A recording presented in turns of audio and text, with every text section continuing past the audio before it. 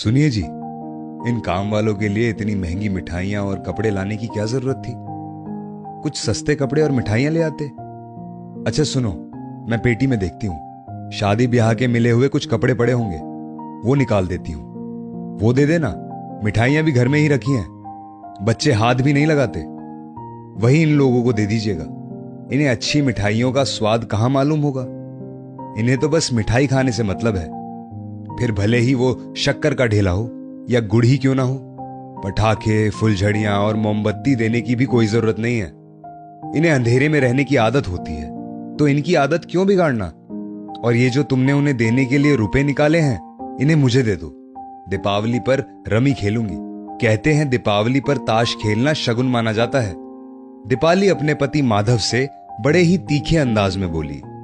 माधव अपने घर वालों के साथ साथ अपने ऑफिस में काम करने वालों के लिए और अपने घर में काम करने वालों के लिए अच्छे अच्छे कपड़े, मिठाइयां और पटाखे लेकर आए थे।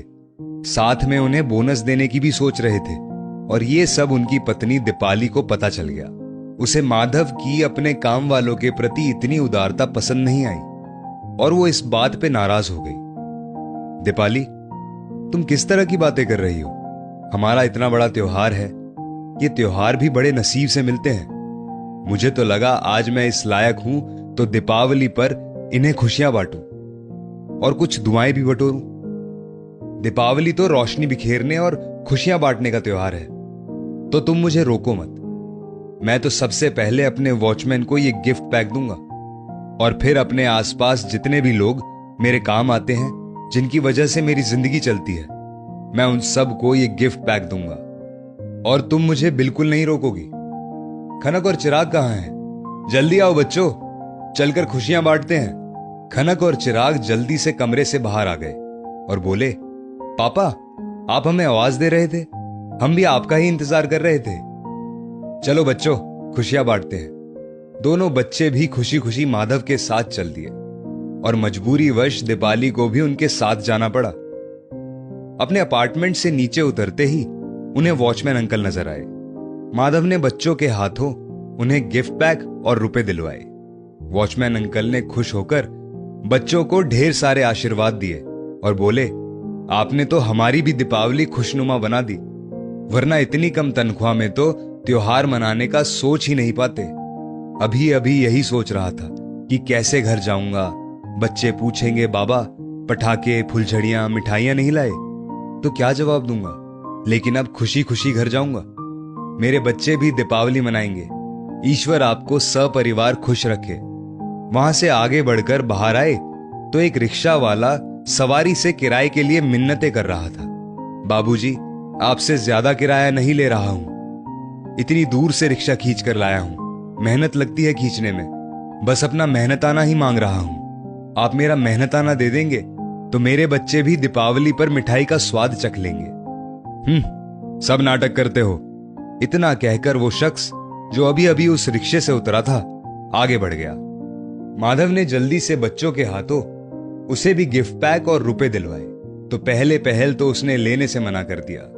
लेकिन जब माधव ने कहा, काका रख लीजिए बच्चों की तरफ से, बस बदले में ढेरों दुआएं दीजिएगा कि ईश्वर मुझे और मेरे बच्चों को इस लायक बनाए रखे कि हम ऐसे ही खुशियां बांट सके।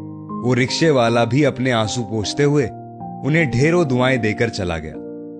तभी खनक ने सड़क किनारे बैठी एक औरत और उसके बेटे की तरफ इशारा किया, तो वो लोग उनके पास गए। वो औरत कहने लगी, बाबूजी बहुत सुंदर दिए हैं, कितने लेंगे? और लक्ष्मी गणेश की मूर्ति भी बहुत सुंदर है, या आप भी सबकी तरह दिए नहीं लेंगे? इस बार बिल्कुल बिक्री नहीं हुई। इतना कहते हुए उस औरत के चेहरे से मायूसी झलकने लगी। खनक और चिराग ने एक गिफ्ट पैक और रुपए उनके हाथ में दे दिए। माधव बोला, बहन, ये आपके और आपके परिवार के लिए, और ये सारे दिए आप मुझे दे दीजिए, और ये सुंदर सी मूर्ति लक्ष्मी पूजन के लिए दे देना। इनका कितना दाम हुआ वो भी बता दीजिए।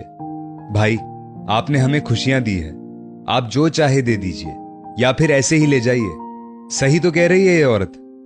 हमने जो कपड़े, मिठाई और पटाखे वगैरह दिए हैं, वो इन दियों की कीमत से कहीं ज्यादा होंगे। दीपाली बोली, दीपाली, ये तो देखो, गरीबों की दीपावली मनाने के लिए भगवान खुद बाजार में बिकने आ जाते हैं। लेकिन हम इंसान सब कुछ होते हुए भी अपने स्वार्थ में इतने अंधे हो जाते हैं कि अपनी खुशियों के अलावा किसी और के बारे में सोचते ही नहीं। हम त्योहारों पर कपड़ों व घर के इंटीरियर पर कितना पैसा बर्बाद कर देते हैं। मिठाइयां घर पर फ्रिज में पड़ी पड़ी सड़ जाती हैं, फिर फेंक दी जाती है। इससे तो अच्छा इन लोगों की दीपावली रोशन की जाए, जिससे ये भी खुशियां मना सके। ये लो बहन, आपके दियों और मूर्ति की कीमत। इतना कहते हुए माधव ने उस औरत को रुपए पकड़ा दिए। तभी उसके बच्चे खनक और चिराग बोले, पापा ये तो यही मिठाई खाने लगा। माधव ने देखा उस औरत का बच्चा तुरंत मां के हाथ से मिठाई का डब्बा लेकर जल्दी जल्दी मिठाई खाने लगा था, जिसे देखकर माधव की आंखों में आंसू आ गए और वो बच्चों से बोले, चलो बच्चों, अब अनाथ आश्रम चलते हैं, वहां भी कुछ खुशियां बांट कर आते हैं और फिर जमकर दीपावली मनाएंगे।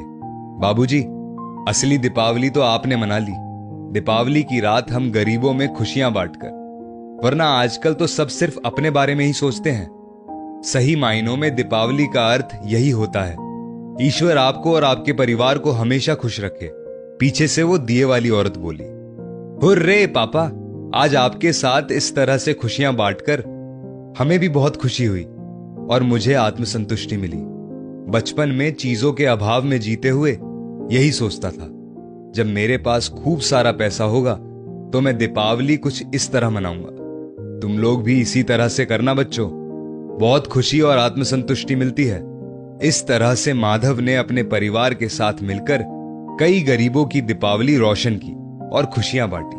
असलियत में तो दीपावली उसी ने मनाई, बाकी तो लोग दिखावा करते हैं। दोस्तों, इस स्टोरी को लेकर आपकी क्या राय है नीचे कमेंट करके जरूर बताइएगा और ऐसी ही और भी बेहतरीन वीडियोस के लिए हमारा पेज जरूर फॉलो करें। धन्यवाद।